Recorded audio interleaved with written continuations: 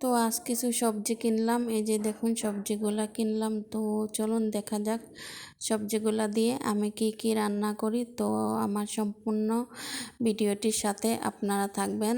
তো সবাই আসসালামু আলাইকুম, সবাই কেমন আছেন? আশা করি সবাই ভালো আছেন। মহান আল্লাহ তাআলার রহমতে আমিও ভালো আছি।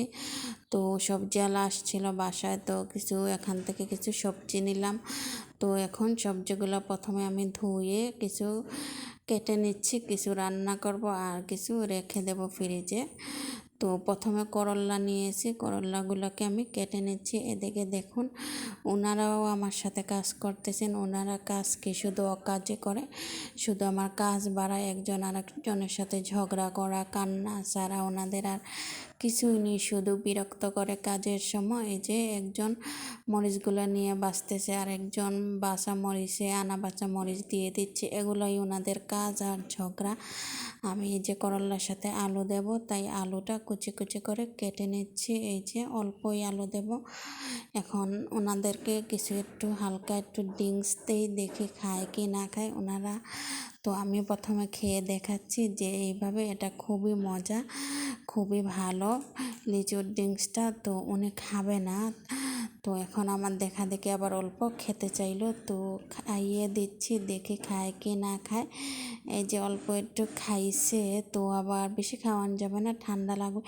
এখন আবার ওনার ভাই খাচ্ছে, তো ভাইয়ের সাথে আবার খাবে। তো এক ভাই আর এক ভাইকে খাওয়িয়ে দিচ্ছে। এটা দেখতে কিন্তু খুবই ভালো লাগে। আমাদের ছোটোবেলার স্মৃতিগুলোই মনের মধ্যে চলে আসে, আমরা কীভাবে ভাই বোনের সাথে ছিলাম। এখন হয়তো বা একে অপরের কাছ থেকে আলাদা আমরা, সেই জন্য ছোটোবেলার স্মৃতিগুলো মনে পড়ে যায় ওদেরকে দেখলে। তো বাইরে জুম করেই বৃষ্টি পড়তেছে, দেখতে পাচ্ছেন। এই যে খুবই বৃষ্টি হচ্ছে। সকালে অবশ্য বৃষ্টি ছিল না, হঠাৎ করে জুম করে কোথা থেকে যে বৃষ্টি চলে আসলো। তো বৃষ্টির মধ্যে রান্নাবান্না করতে খারাপ লাগে না, ভালোই লাগে, ঠান্ডা থাকে। রোদ থাকলে প্রচুর গরম লাগে, তো রান্নাবান্না করতে অনেকই কষ্ট হয়ে যায়। প্রচুরই বৃষ্টি হচ্ছে, বৃষ্টির মধ্যে আমি চাচ্ছি রান্নাবান্নাটা তাড়াতাড়ি শেষ করে ফেলি। এই যে বৃষ্টির কারণে মুরগির ছাউগুলাকে নিয়ে এখানে এসে বসে আছে, বাহিরে যেতে পারতেছে না, কারণ বাহিরে বৃষ্টি হচ্ছে। সেই জন্য এই যে গার্ডেনটা ভিজে একদম স্থল হয়ে গেছে, খুবই পানি পড়তেছে। তো আমি বিসমিল্লাহ বলে রান্না বসিয়ে দিলাম। তো প্রথমে আমি সিমের বিচি রান্না করব।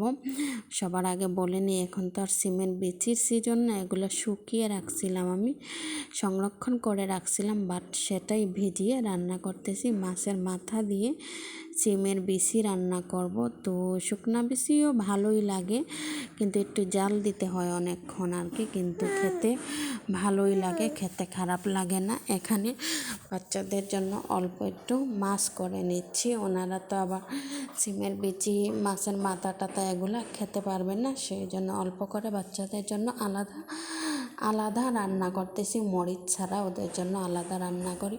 তো এদিকে আবার করল্লা ভাজিটা বসিয়ে দিলাম। করল্লা ভাজিটা লাল করে ভেজে নেব। করল্লা ভাজি আমার খুবই ফেভারিট একটা খাবার। তো পেঁয়াজটা প্রথমে লাল করে এখন করল্লাগুলো দিয়ে দিলাম, তেল মরিচ দিয়ে সব কিছু দিয়েই বসিয়ে দিচ্ছি। আমার মতো করল্লা খেতে কে পছন্দ করেন অবশ্যই আপনারা কমেন্টস করবেন।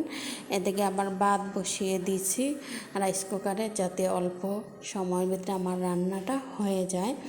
তো আমি খুবই তাড়াতাড়ি রান্নাটা শেষ করে নিচ্ছি, কারণ রান্নাটা শেষ করলে আরও অনেক কাজ থাকে, সেগুলো করা যায়। এই যে এদিকে আমার হয়ে গেছে প্রায় আমার করল্লা ভাজি, একদম শেষের পর্যায়ে একদম লাল করে ভেজে নিয়েছি। তো আলহামদুলিল্লাহ খেতে বসছি নিজের হাতের রান্না দিয়ে। তো আমার ভালোই লাগতেছে। আজকে নিচে বসে খাবো, কারণ বাচ্চারা ডাইনিং টেবিলে বসলে দুষ্টামি করে প্রচুর, সেই জন্য ওদেরকে নিয়ে নিচে বসেই খেয়ে নিচ্ছি দুপুরের খাবারটা। তো আমার ভিডিও যদি আপনাদের কাছে ভালো লাগে অবশ্যই আমাকে লাইক কমেন্ট শেয়ার দিয়ে সবাই আমার পাশে থাকবেন। আর যারা আমার ইউটিউব চ্যানেল থেকে দেখেন তারা অবশ্যই আমার চ্যানেলটিকে সাবস্ক্রাইব করে নেবেন এবং বেল বাটনটি ক্লিক করে রাখবেন, যাতে আমি পরবর্তী পরবর্তী ভিডিও ছাড়ার সাথে সাথে নোটিফিকেশনটি আপনাদের কাছে চলে যায়। তাহলে আজকে এখান থেকেই আমি বিদায় নিচ্ছি।